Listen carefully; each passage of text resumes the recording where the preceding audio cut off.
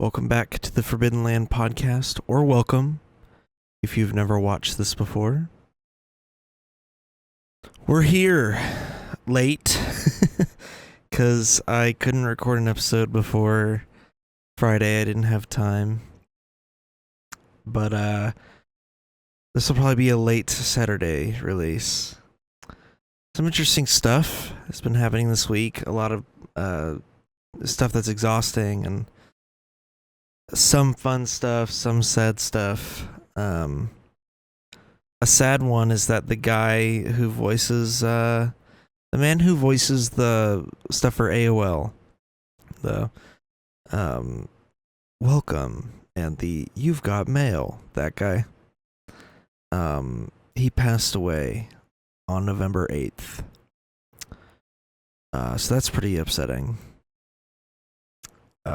He's the one that's like, you've got mail, or goodbye, stuff like that. So that's sad. We lost a goat. We lost a cool motherfucker.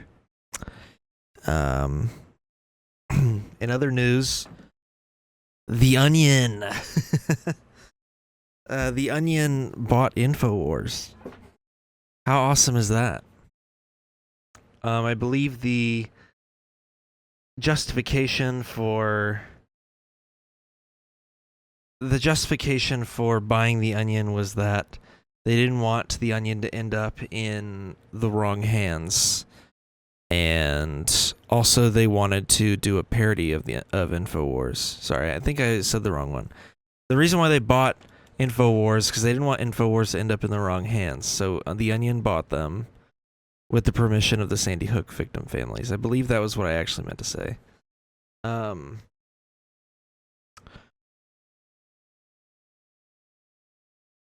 yeah, I don't know, the whole thing is interesting. It doesn't seem like they spent a whole lot of money on it. But according to a bunch of articles I'm reading, they bought the brand and the property and the website, like anything associated with the company. The website being one of them.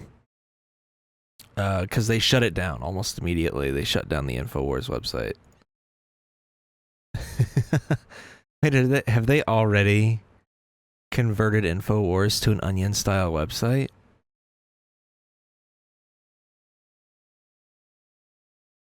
I don't know. Yo, no way. They're still trying to post stuff on InfoWars.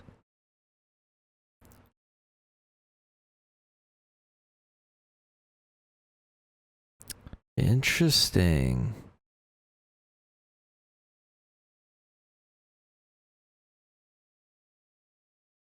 So InfoWars.com still has what looks like Alex Jones content on it. Interesting.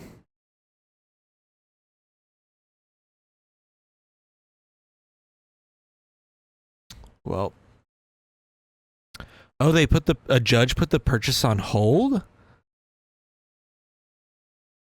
Wait, why?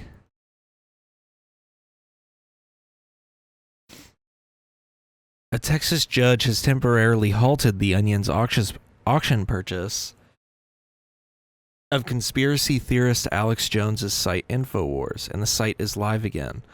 For the moment, bids were submitted in secret, which Jones's lawyer complained about during a Thursday hearing. In response, according to Variety, Judge Christopher Lopez of the U.S. Bankruptcy Court for the Southern District of Texas said, quote, "No one should feel comfortable with the results of this auction," end quote.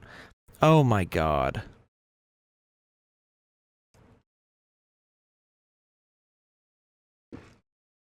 That is so stupid.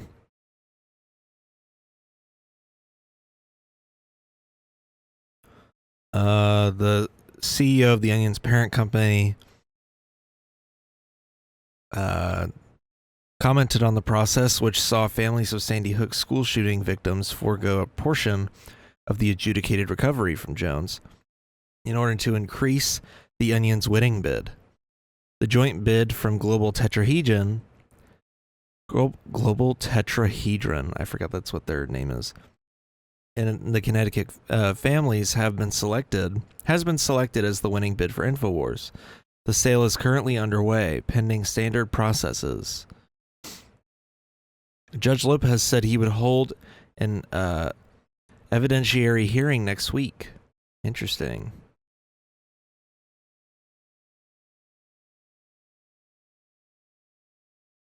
Well, that's stupid.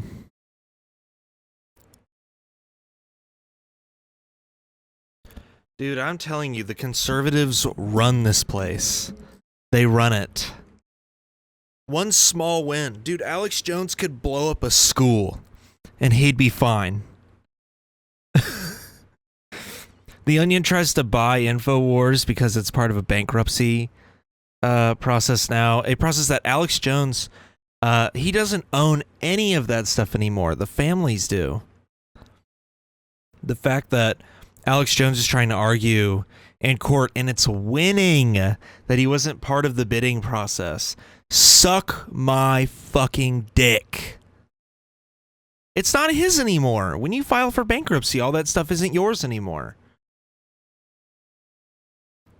Give me a break. Cry me a river.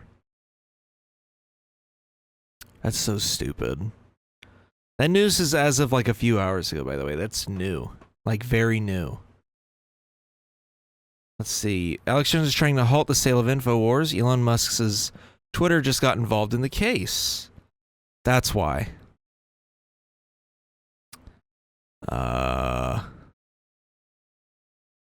Alex Jones said, I was told Elon is going to be very involved in this. After InfoWars was seized and the site shut down, Jones promptly began operating under the name and branding of a new venture, dubbed the Alex Jones Network, which streams on X.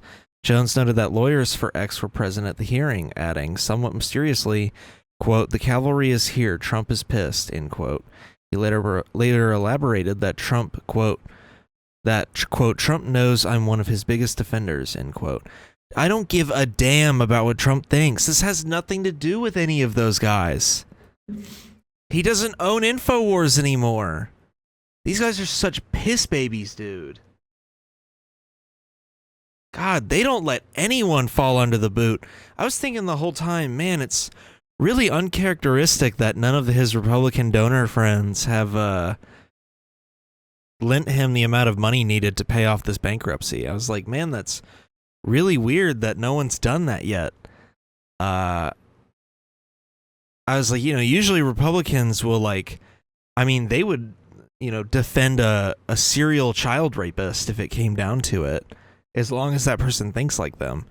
And apparently I'm right that they are, defending Alex Jones, even though he's such a liability for them. Like, they'd be better off casting him out into the wind, like, why do you have to drag everyone with you guys?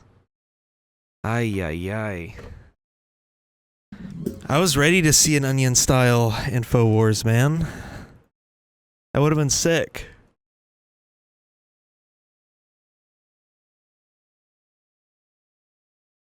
I would show the article on screen, but 3 of the banner ads are from a business that's opening locally with just the name of my town plastered on all of them. Coming soon to blank, coming soon to blank, coming soon to blank. Boom, boom, boom. There's like 3 of them all on screen at once.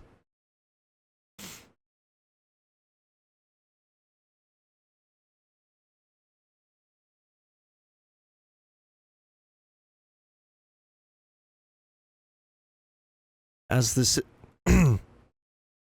odd situation played out, however, InfoWars' website came back online on Friday afternoon. Soon after, Jones and his staff had also returned to InfoWars studios. Throughout Friday and Saturday morning, the site was full of stories preemptively declaring Jones' victory over the Onion. I told you, Jones crowed during a Friday night broadcast, back behind his usual desk. If you want to fight, you got one. After the original publication of the article, Collins, the CEO, of The Onion, responded to the revival of InfoWars in a Twitter thread, reiterating that The Onion won the bid, and writing that his company left the hearing with clear next steps to complete the sale. InfoWars' current management asked to continue operating until then. We always knew the guys who currently run InfoWars were going to take this badly and use a loss to fundraise off of it. They did not disappoint. That's funny. Jones also vowed that even if InfoWars is sold, he would sue anyone who impersonates him, as well as, quote, the big Democrat gun control group, end quote, involved in the sale. What? The New York Times has reported that Everytown for Gun Safety, which was advocates for gun law reform, plans to advertise on the relaunched satire version of the site. Everytown for Gun Safety.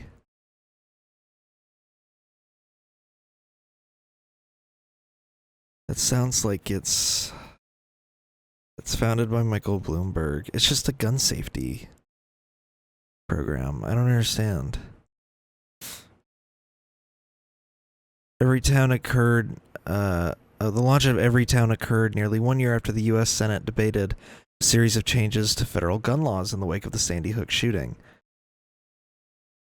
including a failed amendment sponsored by West Virginia Senator Joe Manchin and Pennsylvania Senator Pat Toomey that would have required background checks for all gun sales taking place at gun shows or over the internet. According to Bloomberg, Everytown was founded to match the NRA in political influence. Yeah, really working out for you, isn't it, Bloomberg? Not trying hard enough, it seems. Yeah, that's some fucking disgusting shit that Alex Jones is still crying and complaining about Sandy Hook.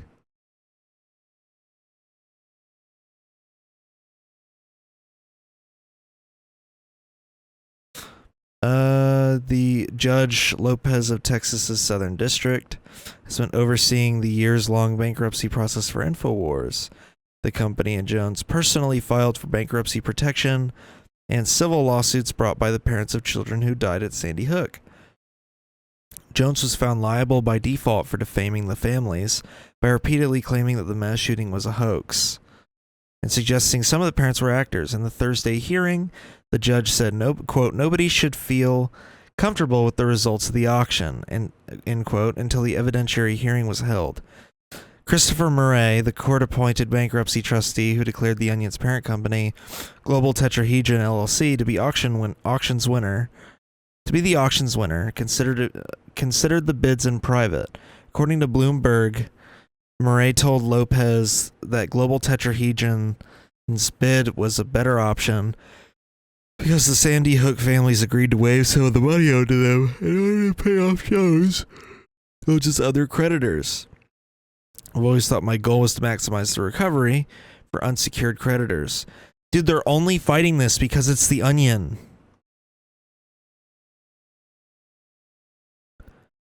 The only other... Get this. So the Onion bid, Jones has made it clear that he was working with a group of what he dubbed quote-unquote good guy bidders, who he hoped would buy the site and keep him on air. If you're wondering, by the way, other than the Onion's bid, which was clearly close to $4 million based on this figure here, the only other company to bid pretty high was First United American Companies, LLC, who bid $3.5 million. The company that bid that operates Alex Jones's online supplement store. Dude, he just tried to buy the site back. Oh my gosh. Give up. Give up, man. Oh my god. Dude, this guy, he doesn't give up. Go retire. Take a rest. How do you lose everything around you? And you're still fighting. He's fighting harder for InfoWars than he did for custody of his children. What is wrong with this guy? Oh my god. Holy shit, dude. He fought harder for this website, for InfoWars, than he did for his marriage. Good Lord. This guy's relentless. Ay, ay, ay. He's such a shitbag that Joe Rogan had to ban him. I used to be an avid Joe Rogan watcher when I was younger. Joe Rogan banned him from coming on the broadcast until the divorce trial was over because they used his appearance on Joe Rogan's podcast against him. They used his appearance on the podcast against him in the court proceedings. This guy is awful. This guy doesn't know when to give up. Ugh. I wish there were people out there that would fight this hard for dumb shit, man. God. What an interesting little rabbit hole I just went down. This dude's like, it's not fair. They did it in private. He's only 50. He's been doing this. Oh my God. He's been doing this since he was about my age. Oh. Oh my gosh.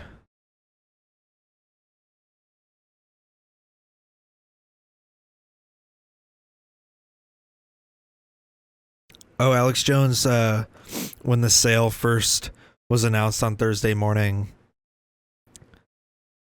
he tweeted about it saying, I just got word 15 minutes ago that my lawyers and folks met with the U.S. trustee over our bankruptcy this morning. And they said they are shutting us down even without a court order this morning. I don't know what's going to happen, but I'm going to be here until they come and turn the lights off. Guys, I gotta say,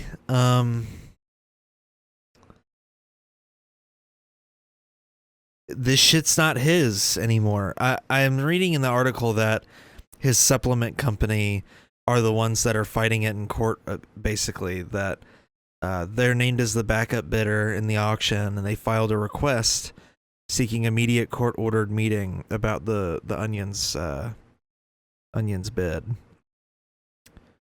I mean, I don't understand. Value of the assets in the process of being destroyed at this very minute. There's urgency because the value of the assets. Oh. Interesting. Jones, 50! One of the most high-profile alternative media personalities. That's a really generous way to describe him. Built a small empire off a radio show turned internet video operation centered around the InfoWars brand. Anyways. And then they just give the details of what could put him in this situation in the first place. Perhaps you are a bad person if you side with the guy who doesn't see an issue with them murdering babies, with them murdering children. Perhaps you shouldn't side with a guy like that. Anytime I see anybody giving him lenience, it's like they have like short-term memory or long-term memory loss. It's like they don't remember what this motherfucker did. He deserves every bit of this. I think it's within every right. Every now and then, you have to give us something. You have to give us something. This is why the conservatives are in such a fragile, thin glass spot right now, where they're like, our actual talks of fear of like a liberal January 6th, where they're actually afraid that it wouldn't just be liberals, that it would be conservatives and liberals rising up against a conservative Republican government. This is why they're so scared, because they drag everybody with them and they never receive any punishment. And more over time, it starts looking more and more like the Republicans are the ones pulling the strings and that they're the ones in control. Over time, it's just been seeming more and more like that, to where they can't keep spinning the narrative like, oh, there's this grand group of individuals from a certain group, like basically them saying that Jews run the world. They can't keep running that narrative when they're the ones running the world. When Republicans are the ones pulling the strings. Y'all gotta let someone go down and be punished. Y'all have to let one go. It's ridiculous to me how much they're defending this guy. Let one go. It's impossible, man. What's up, guys? Did you know we have a Patreon channel? If you want to go over to patreon.com/forbiddenlandpod, you can support this podcast. For $1 a month, you can simply just send me $1. For $3 a month, not only are you sending me $3 for support, you also get your own Discord channel and your own role on the Discord. And if you send me $10 a month, with a 7-day free trial included in that, you get all of my bonus content, including your own feed that includes these episodes and the bonus episodes. So if you want to hear my thoughts that I don't usually say on the public episodes, including a more just chill kind of episode in general, you can pay $10 a month and get those episodes. There's also a $15 tier with a 7-day free trial that is just sending me an extra $5 if you're feeling like you want to send me an extra $5. It's the same as the $10 tier. And there's a $100 tier. That's the same thing. If you want to send me $100 to support the project, go for it. It has the same benefits of the other tiers. So go on over to patreon.com/forbiddenlandpod and get some bonus content or a Discord channel or both. Back to the episode. We drink some water. Bernie Sanders spoke with a New York Times journalist. Senator. He went on the Daily, and I want you to hear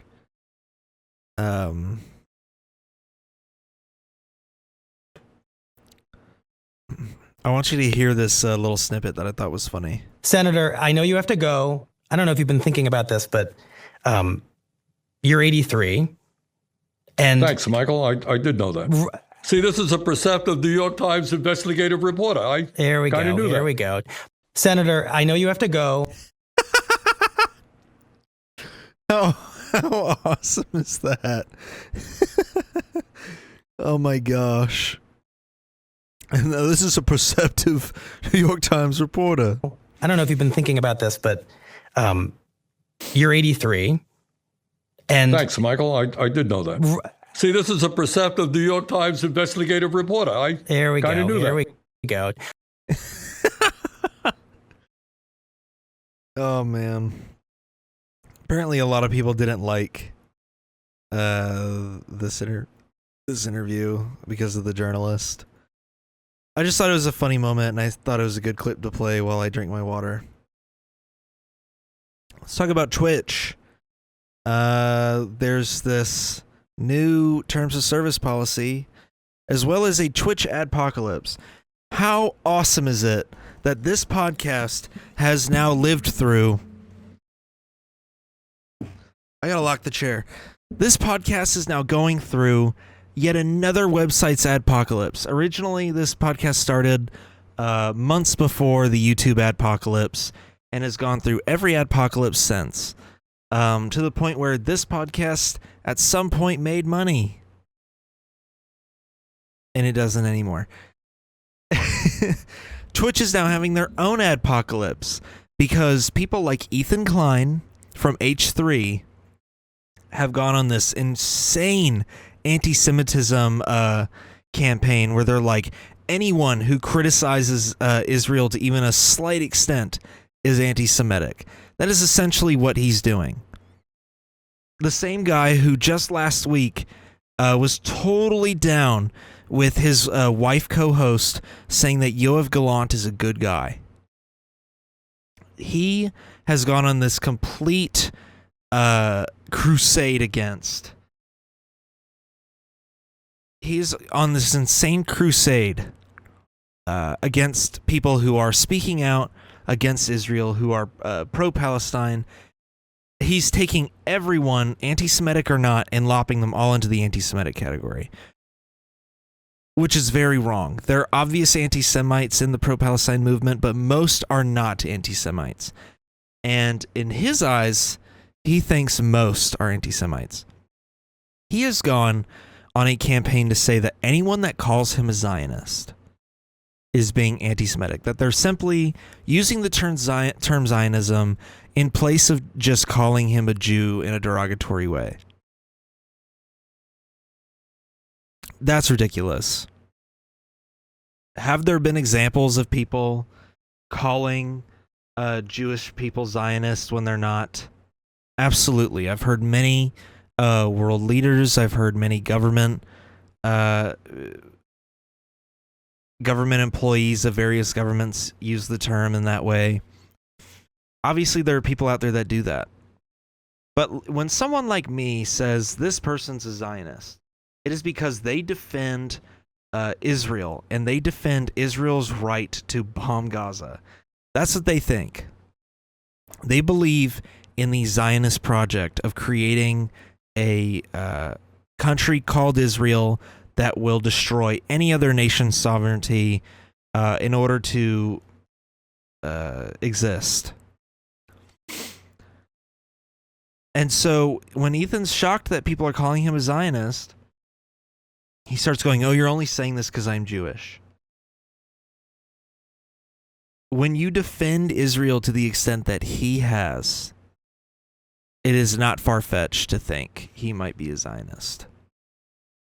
So now if you're on Twitch, if you call someone a Zionist, it has to be, you have to now back that up with 1,000 qualifiers. You have to basically go, I'm calling this person a Zionist because they have said this, and that. This is why, this is how I'm laying it out. I'm not saying it because of any other reason. This is why I'm calling them a Zionist. If you're streaming and you go, wow, look at this Zionist moron, and you don't explain why you're calling them a Zionist, you will probably get banned off Twitch. They are banning the use of Zionist as a slur against people of certain ethnic backgrounds. So basically saying if you call someone who's Jewish a Zionist only because they're Jewish, you get banned. That's fine. I don't see an issue with that. It's wrong to call someone a Zionist just because they're Jewish. To say that all Jewish people think the same and the way that they think happens to fall in line with Zionism, that's wrong. And that's what the policy spells out. However, I will not be surprised when someone who does political commentary goes, look at this person spouting Zionist talking points.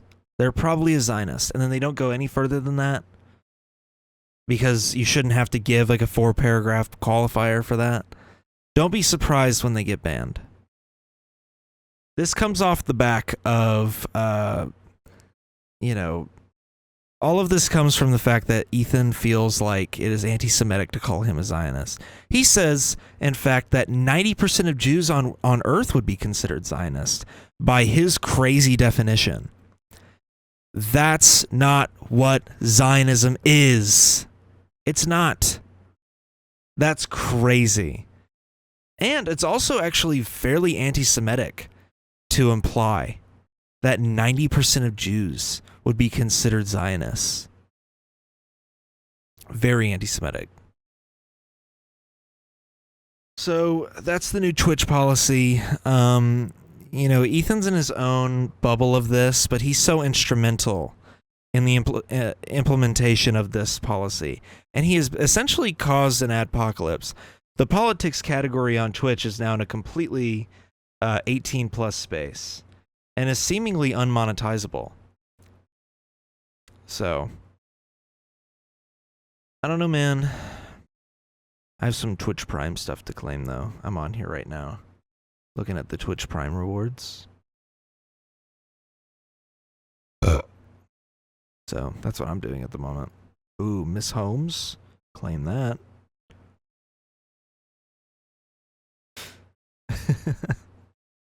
But yeah.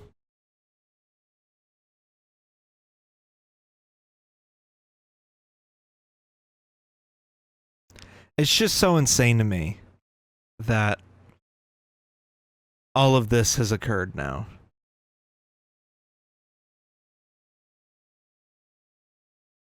All because of Ethan.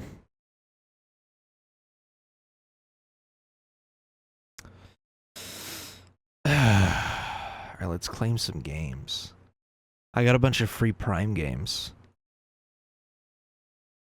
Another thing, because I used to be a H3 fan, he played that Twitcher terrorist game on the podcast.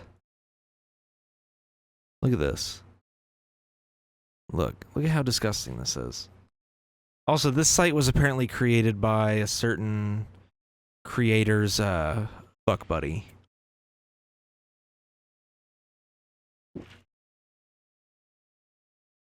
So, kind of disgusting. I'm going to assume, because look, this is what it does, right? It takes every quote and says that you can't tell the difference between the two. Obviously, a Twitch streamer said that. I don't see what's controversial about this statement. It's the same thing about how we've always said that 9/11 is essentially Al Qaeda's reaction to the U.S.'s involvement in the Middle East. Just because you're explaining it doesn't mean you're justifying it. Probably a terrorist. Oh, it's this clip. Oh, because he's not even calling anyone. This is such an out of context quote. I remember because Ethan literally saw this and went, wait a minute, and he got mad. He got mad that the clip doesn't show him being anti-Semitic and being a terrorist sympathizer. How awesome is that? Because out of context, yeah, that does sound like some world leader, being incredibly anti-Semitic. Or some terrorist being anti-Semitic. Then you watch the clip and that's not even what he's doing. He's just calling a genocide supporter disgusting. So anyways, Ethan's in hot water over that. I don't need to be talking about how he's also dropping in numbers as well, that people aren't watching the podcast nearly as much as they used to be about a month ago. So yeah. I mean, you can literally see how much the views have dipped if you go to their channel.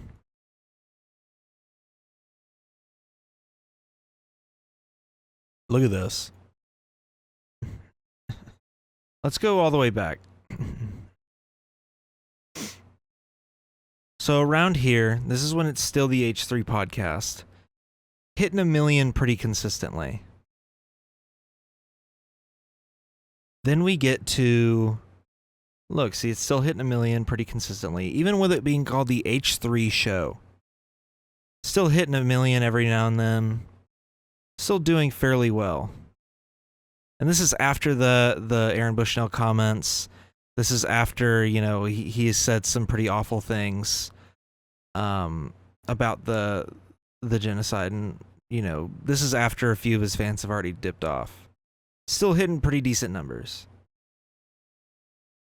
Almost hitting 1 million, hitting 1 million on this one because it's about Cody Co. Hitting a million on this one, still getting close, hitting another 1 million. Getting close, hitting 1 million again. Then he starts his gambling era. I guess. Another 1 million. Close.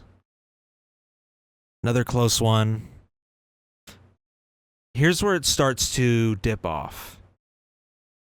Is around here.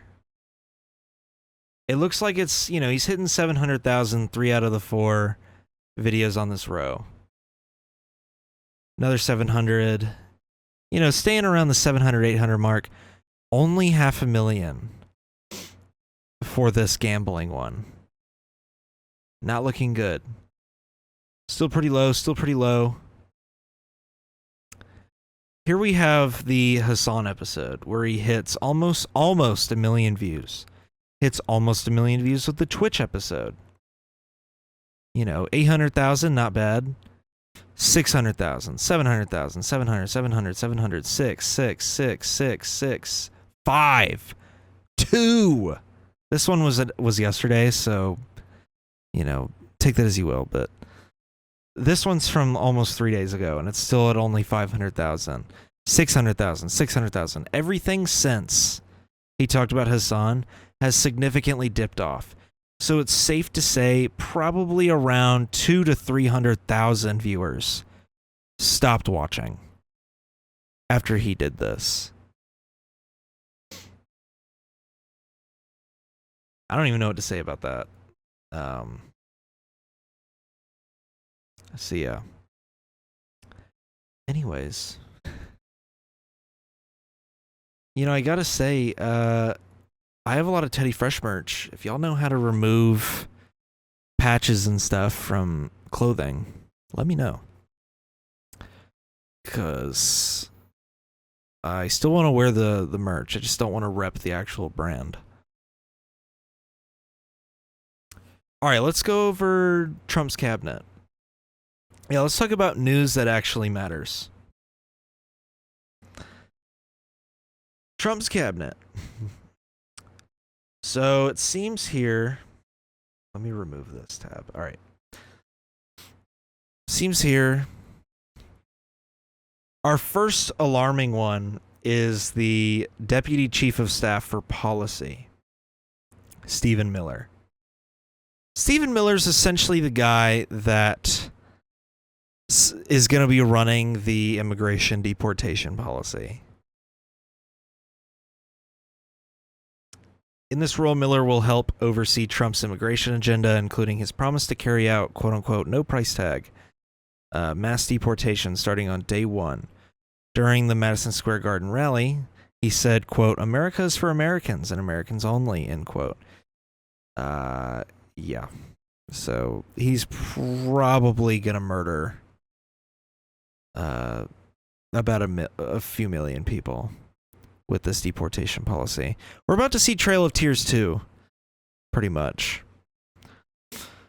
I believe he's also on record saying that they will simply get Republican sympathetic governors to deploy the National Guard against non-compliant Democrat-run states.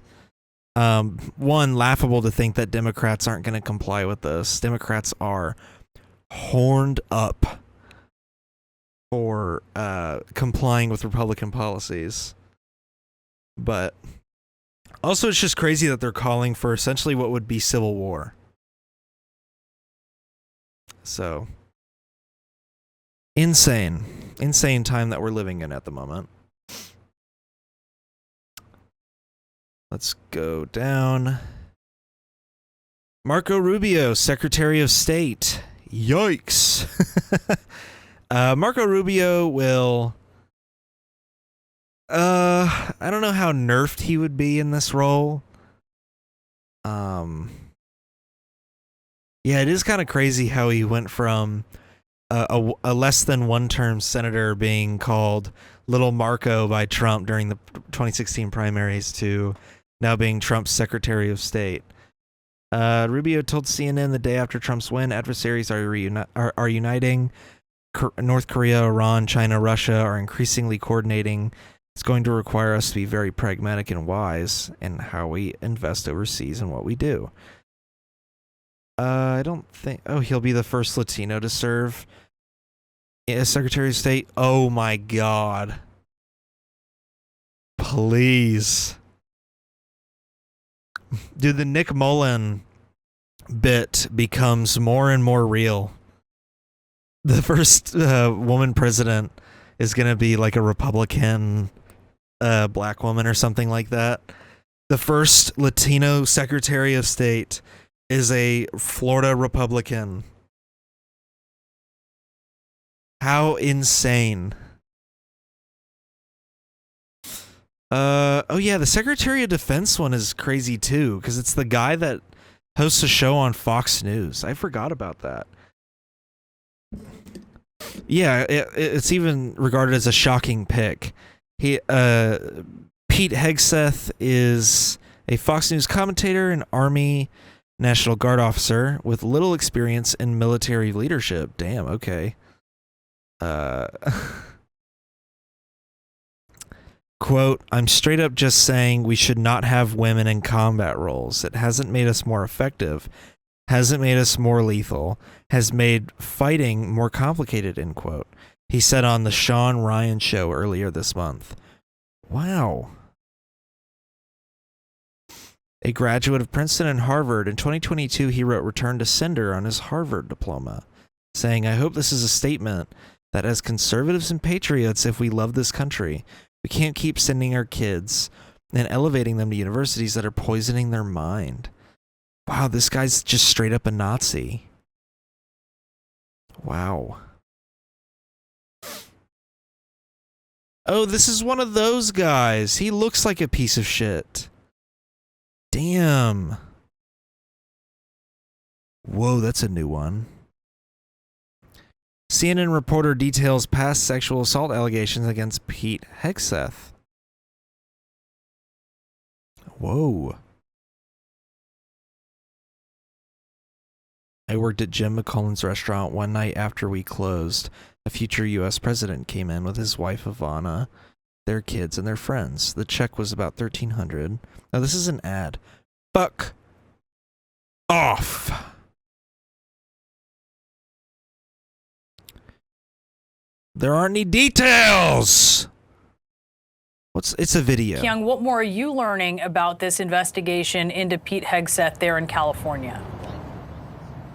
Well, this does date back, Brianna, to 2017, and it took place, this alleged assault took place about 90 minutes from where I'm standing here in the city of San Francisco in Monterey, California. What we have learned from the city of Monterey is that its police force did investigate that, quote, alleged sexual assault involving Pete Hegseth.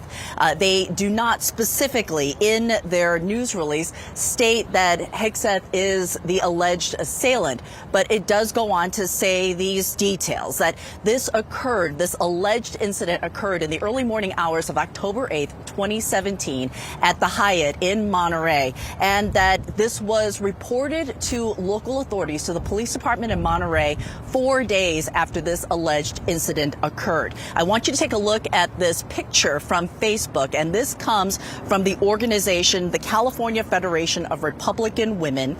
You can see there that Hegseth is standing at a podium.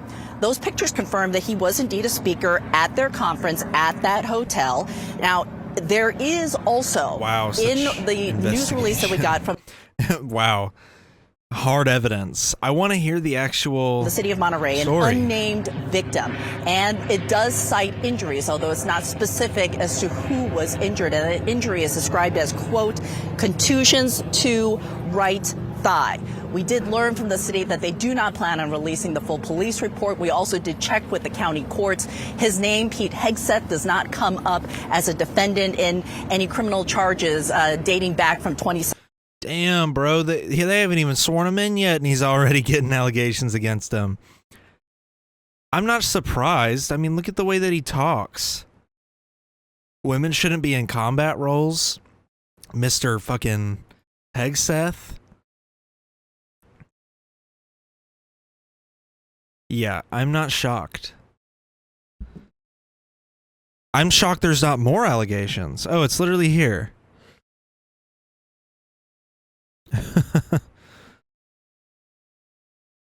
Yeah, fuck off.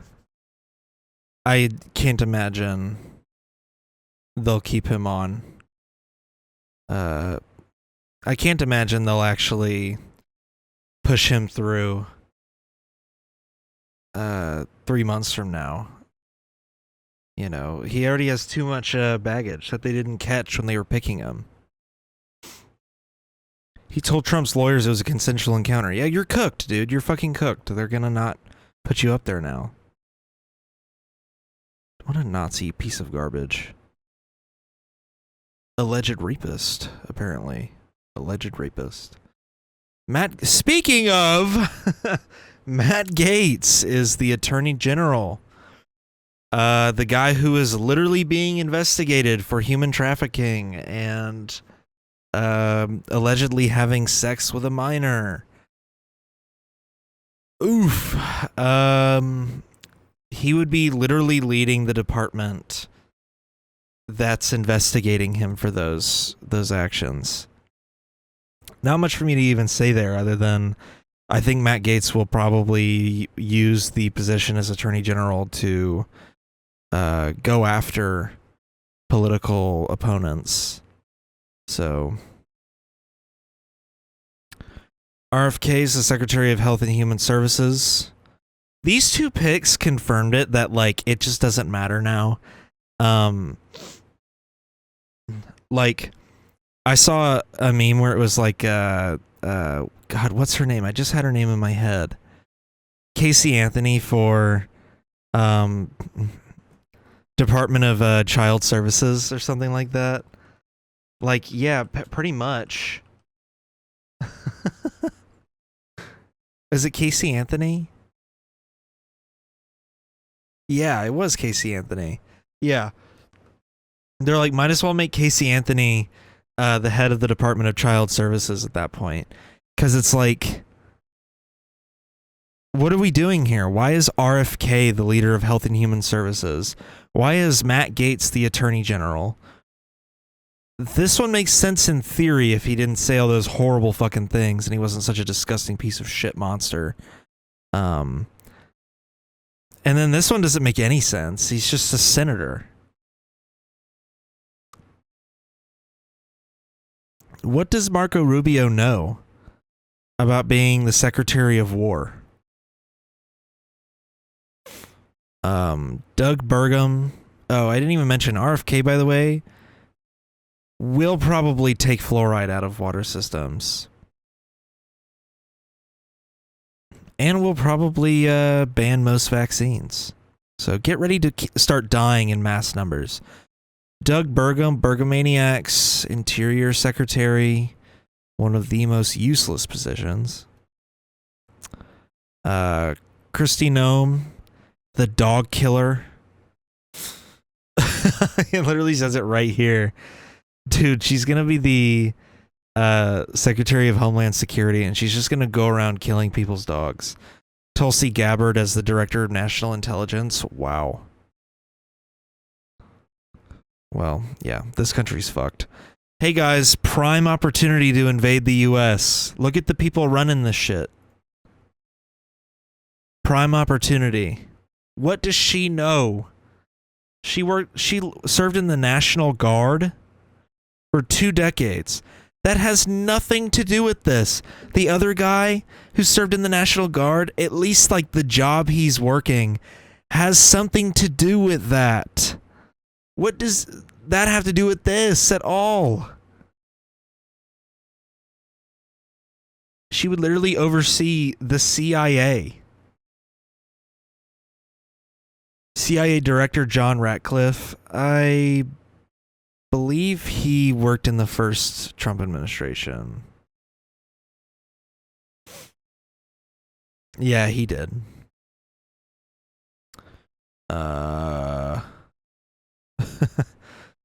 Damn. So he was he's one of the authors of Project 2025.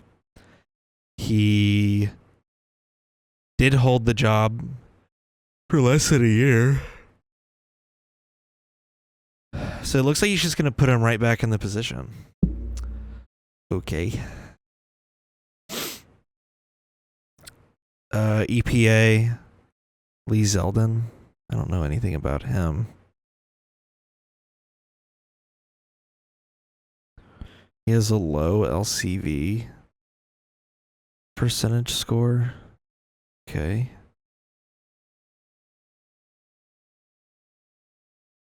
Oh, so yeah, of course he's an anti-climate change and anti-environment guy. He's a Republican. Yeah, look at that. I can't wait to be in the EPA because I'm going to restore U.S. energy dominance. Oh, and boost AI. What does that... Oh, while keeping cleaner... What does that have to do with the environment? How are you going to do all that while keeping our air and water clean? This guy's going to be the border czar. I'm pretty sure he's a disgusting right-wing freak who worked for ICE. Yes, he was. He was also a Border Patrol agent. These two are running a new department called the Department of Government Efficiency, otherwise known as Doge. Awesome.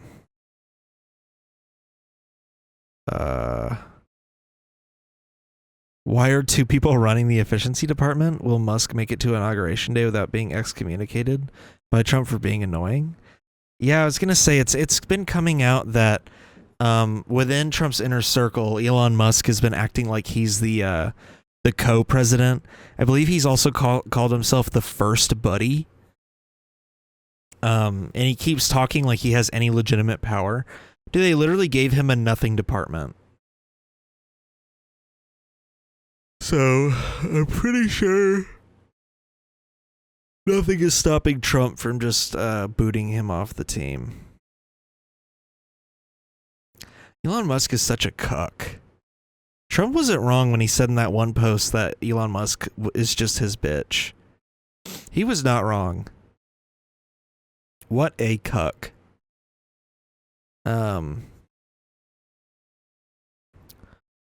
Oh, and finally, last but not least, Mike Huckabee recently described himself as a, quote, unapologetic, unreformed Zionist, end quote. He's been appointed as the ambassador to Israel, a strong sign that the president-elect will continue the Biden administration's support of the country in its ongoing war in Gaza. During his 2008 presidential run, Huckabee said there is no such thing as a Palestinian, and claimed that Palestinian identity was a political tool to try and force land away from Israel.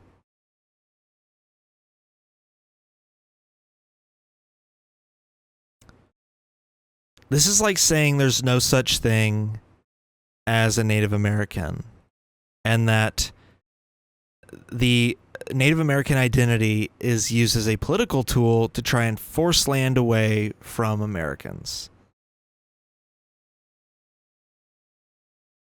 You know, Israel recently said that Iran was preventing their freedom to fly over Iran's airspace. Dude, just the entitlement and the narcissism of Western colonial superpowers. It's insane. That's his cabinet. What a disaster. What a disaster.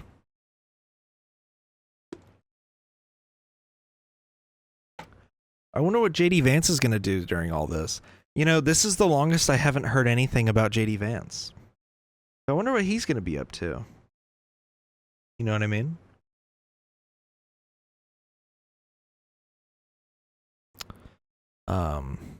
Anyways, that's the end of this week's episode. I will be back next Friday on November 22nd for episode 95. Go subscribe to the Patreon, patreon.com/forbiddenlandpod.